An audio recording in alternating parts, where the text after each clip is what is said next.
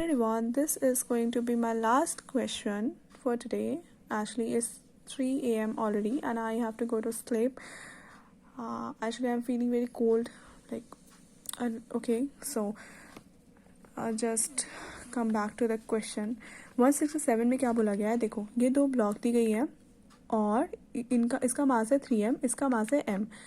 A है और ये B है. ओके, इसके बाद क्या है? कनेक्ट किया गया है उनको एक मासलेस एंड इनएक्सटेंसिबल स्ट्रिंग. सबसे पहले तो मासलेस और इनएक्सटेंसिबल स्ट्रिंग का मतलब क्या है कि इसका मास ये स्ट्रिंग, क्योंकि स्ट्रिंग कुछ ना कुछ तो लेंथ मास होगी ना उसकी, 0.0 कुछ भी ग्राम में होगी या फिर कुछ भी, लेकिन हम इसको कंसिडर नहीं करेंगे, इसको नेग्लेक्ट करके चलते हैं. ये तो हो गया.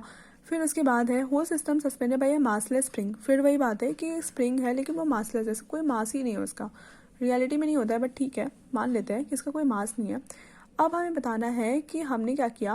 Magnitude of the acceleration of A and B immediately after the string is cut. हमने क्या किया, ए और बी है उसके बीच में एक कैची लिया और दोनों का कट कर दिया. राइट, ए और बी के बीच में जो रस्सी है ना उसको कट कर दिया कैची से. बस यही बोला जा रहा है यहाँ पे. हमें बताना है कि उस पॉइंट ऑफ टाइम पर ए और बी का एक्सेलरेशन क्या होगा. राइट, हमें ये बताना है. अब देखो, आप सोच रहे होंगे कैसे बताऊँ, लेकिन फिर भी देखो बहुत ईजी है. यहाँ पे हमने देखा फ्री बॉडी डायग्राम हमने बनाया था, फिर से बना देती हूँ. ये आपका बी है एंड ये आपका ए है. अच्छे से बना देती हूँ यार. ये आपका बी है एंड ये आपका ए है और यहाँ पे एक इनएक्सटेंसिबल स्ट्रिंग है. तो बी जो होगा वो एक टेंशन लगाएगा ऊपर की तरफ और ए भी टेंशन लगाएगा नीचे की तरफ. बी का जो क्या होगा, नीचे की तरफ एम जी लगाएगा. ए जो है वो 3m है तो नीचे की तरफ क्या लगाएगा, ये 3mg लगाएगा. ओके, अपने मास के हिसाब से.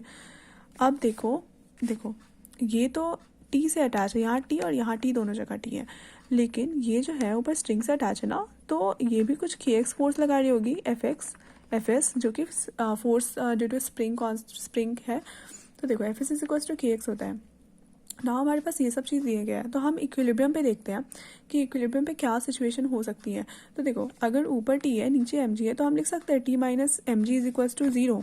T minus M G is equals to 0, तो हम लिख सकते हैं T is equals to M G. Equation 1 बन जाएगा ये. T is equals to M G है, आप साइड में रख लो इसे. फिर इसके सेकंड के लिए लिखते हैं. अब क्या करो, यहाँ पे एफ एस है तो फोर्स ड्यू टू स्प्रिंग, क्योंकि एफ एस ऊपर की तरफ है और टेंशन और 3mg नीचे की तरफ है, तो क्या हो जाएगा 3mg प्लस प्लस क्या हो जाएगा, बोलो जल्दी, टेंशन. तो एफ एस क्या हो जाएगा 3mg.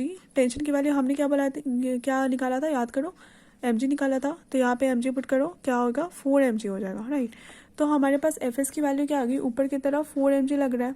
ठीक है, इतना आ गया हमारे पास. अब देखो क्या करेंगे हम, इतना आ गया हमारे पास. हमें अब इसको कट करना है. अब हम इसको कट करेंगे तो जैसे ही हमने इसे कट कर दिया, यहाँ पे तो कुछ टेंशन लग रहा था ना, लेकिन जैसे ही हमने इसे कैंची से कट कर दिया इसका टेंशन तो गायब हो गया. टेंशन ही नहीं है यहाँ पे, इसको कोई टेंशन ही नहीं है, फ्री हो गया लाइफ से. कट कर दिया ना हमने, मर गया वो, फ्री हो गया. तो अब क्या, देखो टेंशन तो है नहीं, तो हम क्या करेंगे, यहाँ पे जो नीचे वाला होगा, फॉर एग्जांपल ये एम, यहाँ पे मास है और इसका कुछ टेंशन तो है ही नहीं, तो ये तो इसका जो फोर्स होगा वह mg होगा. क्या होगा, force is equals to M a, यहाँ से a is equals to g आ जाएगा. तो नीचे वाले के लिए तो easily a is equals to acceleration g आ गया. तो ये वाला करेक्ट लग रहा है. लेकिन यहाँ दो ऑप्शन है तो इसके लिए भी निकालते हैं. फर्स्ट के लिए देखो, ए के लिए निकालते हैं. तो यहाँ पे क्या था, के x is equals to 3mg था. तो जब हम के x is equals to 3mg के लिए लिखते हैं तो हमें क्या होगा, फोर्स एफ एस हमारे पास क्या आ गया, 4mg आ गया. और हमें पता था कि एफ एस इक्वल्स टू क्या है, F S minus 3mg is equals to M A है, 3ma है. ठीक है, तो जब हमने जो ये निकाला था तो उससे हम कैलकुलेट करेंगे हम, तो क्या आएगा हमारे पास वैल्यू, 4mg यहाँ पे पुट करो. जब आप कैलकुलेट करोगे तो अराउंड g/3 आएगा, करके देख लेना. एंड आपका फोर्थ ऑप्शन करेक्ट होगा. मेरे पास स्पेस नहीं है लेकिन मैं कर देती. अगर आपको सॉल्यूशन समझ नहीं आएगा तो मेरे से पूछ लेना, वैसे मैं बता दूंगी, नहीं तो बाकी क्लियर है. सबसे पहले हमने क्या किया, सबसे पहले हमने T is equals to M G निकाला, हमने साइड में रख दिया T is equals to M G को. उसके बाद हमने ए के लिए निकाला जो कि हो जाएगा F S is equals to 3mg plus tension. तो हमने क्या किया, टेंशन की वैल्यू को पुट की, हमने एफ एस की वैल्यू 4 mg निकाल ली। उसके बाद हमने क्या किया, इसको कट कर दिया, स्प्रिंग को कट किया तो टेंशन यहाँ पे 0 हो गया।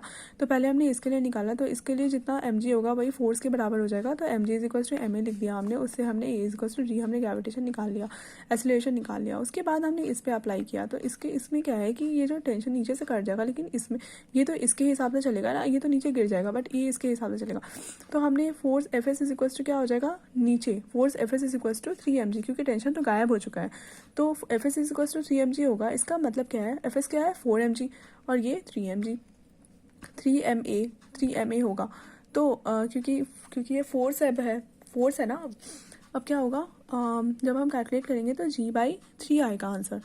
तो बस यही है। Thank you so much.